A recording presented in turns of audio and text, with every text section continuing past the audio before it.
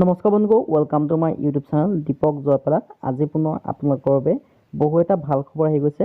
ৰাজ্যৰ স্বাস্থ্য আৰু দুৰ্যোগ ব্যৱস্থাপনাৰ ফালৰ পৰা আপোনালোকৰ কিছুমান চাকৰি মুকলি হৈছে। এই চাকৰিখিনিৰ বাবে কোনো আপোনালোকৰ এক্সাম নহয়, অনলি ৱাকিং ইণ্টাৰভিউ হ'ব।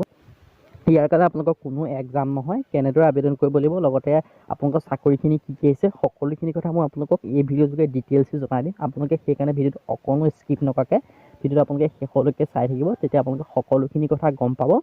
আৰু আপোনালোকক কৈ দিছোঁ, এইটো কাৰণে অসমৰ সকলো ল'ৰা ছোৱালীয়ে আবেদন কৰিব পাৰিব। আহক আজি মই ভিডিঅ'টো আৰম্ভ কৰোঁ। ভেকেঞ্চিখিনি ক'ৰ পৰা আহিছে মই আপোনালোকক কৈছোঁৱে, ASDMA আছাম ষ্টেট ডিজাষ্টাৰ মেনেজমেণ্টৰ ফালৰ পৰা ভেকেঞ্চিখিনি আহিছে।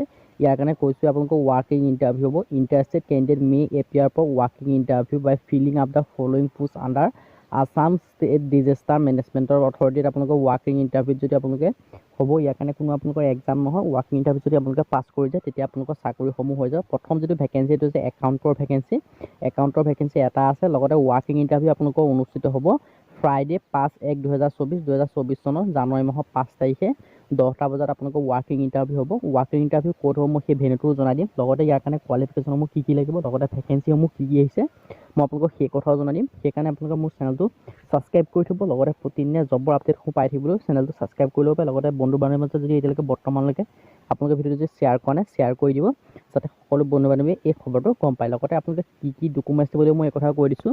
আপোনালোকৰ জানুৱাৰী 5 তাৰিখে ৱাকিং ইণ্টাৰভিউ হ'ব ফ্ৰাইডে 10টা বজাত। লগতে আপোনালোকৰ দিছে 5 কেণ্ডিডেট উইল বি শ্বৰ্টলিষ্টেড, মানে এটা পোষ্ট আছে, সেই পোষ্টটোৰ কাৰণে ৱাকিং ইণ্টাৰভিউত মাত্ৰ 5জনে চিলেকশ্যন কৰা হ'ব বুলি ইয়াত উল্লেখ কৰা হৈছে।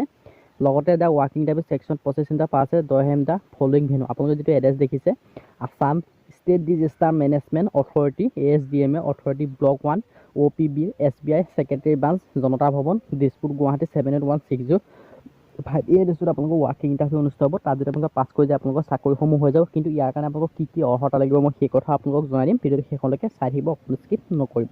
The interested candidate will be have to prepare a presentation of 15 minute releasing a case study faced by the candidate during the work experience following by an session 15 minute. মানে আপোনালোকে যিটো ৱাকিং ইণ্টাৰভিউ অনুষ্ঠিত তাত আপোনালোকৰ 15 মিনিটৰ কাৰণে অনুষ্ঠিত হ'ব।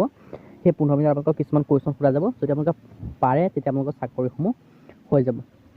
ইয়াত আপোনালোকে দেখিব পাইছে স্ক'প অফ ৱৰ্কটো ধুনীয়াকৈ দিছে। কোৱালিফিকেশ্যন আৰু এক্সপিৰিয়েঞ্চটো আপোনালোকক কৈ দিছোঁ, জনাই দিছোঁ।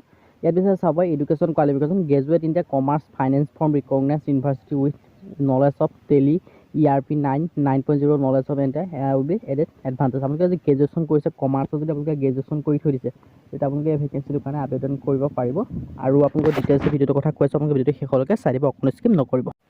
লগতে আপোনালোকে এই ভেকেঞ্চিটোৰ বাবে ৱৰ্কিং এক্সপিৰিয়েঞ্চ বিচাৰিছে 5 বছৰৰ কাৰণে। যদি আপোনালোকৰ ৱৰ্কিং এক্সপিৰিয়েঞ্চ আছে তেতিয়া আপোনালোকে আবেদন কৰিব পাৰিব। আবেদন কৰিব কোনো প্ৰয়োজন নাই। যিটো আপোনালোকৰ ভেন্যুৰ কথা কৈ দিছোঁ, সেই ভেন্যুত গ'লে আপোনালোকৰ চাকৰিসমূহ হৈ যাব। আপোনালোকৰ মাত্ৰ সেই ভেন্যুটোত গ'লে আপোনালোকৰ হৈ যাব। লগতে কম্পিউটাৰ স্কিল বিচাৰিছে MS যদি আপোনালোকে কম্পিউটাৰ জানে তেতিয়া আবেদন কৰিব পাৰিব। লেংগুৱেজ বিচাৰিছে, লেংগুৱেজ আপোনালোকে হিন্দী আৰু ইংলিছ জানিব লাগিব। লগতে এলিজিবল কোৱালিফিকেশ্যন এক্সপিৰিয়েঞ্চসমূহ চাব পাৰে। Experience in the respective sector in the similar assignment any world দিয়া আছে। লগতে কেজসমূহ ধুনীয়াকৈ দিয়া আছে। আৰু আপোনালোকে দেখিব পাইছে ডিউৰেশ্যন অফ কণ্ট্ৰেক্ট আপোনালোকে দিয়া আছে। আপোনালোকৰ চেলাৰীটো ভালদৰে দিয়া হ'ব। লগতে মই আপোনালোকক মেইন কথাটো জনাই দিছোঁ, যদি আপোনালোকে কমাৰ্চ কৰি থৈছে তেতিয়া আপোনালোকে ভেকেঞ্চিটোৰ কাৰণে আবেদন কৰিব পাৰিব। লগতে ৰেমিনেশ্যনটো দিয়া আছে 31,000 RS 5,000ৰ ভিতৰত আপোনালোকৰ দৰমহাসমূহ দিয়া হ'ব। যদি আপোনালোকে গ্ৰেজুৱেশ্যন কৰিছে কমাৰ্চ ষ্ট্ৰীমত তেতিয়া আপোনালোকে ভেকেঞ্চিটোৰ কাৰণে আবেদন কৰিব পাৰিব। আৰু আপোনালোকৰ ৱাকিং ইণ্টাৰভিউ অনুষ্ঠিত হ'ব জানুৱাৰী মাহৰ 5 তাৰিখে ফ্ৰাইডে হয়। আপোনালোকে তাত গৈ যিটো ভেন্যু ক'লোঁ সেইটোত গৈ আপোনালোকৰ চাকৰিসমূহ হৈ যাব।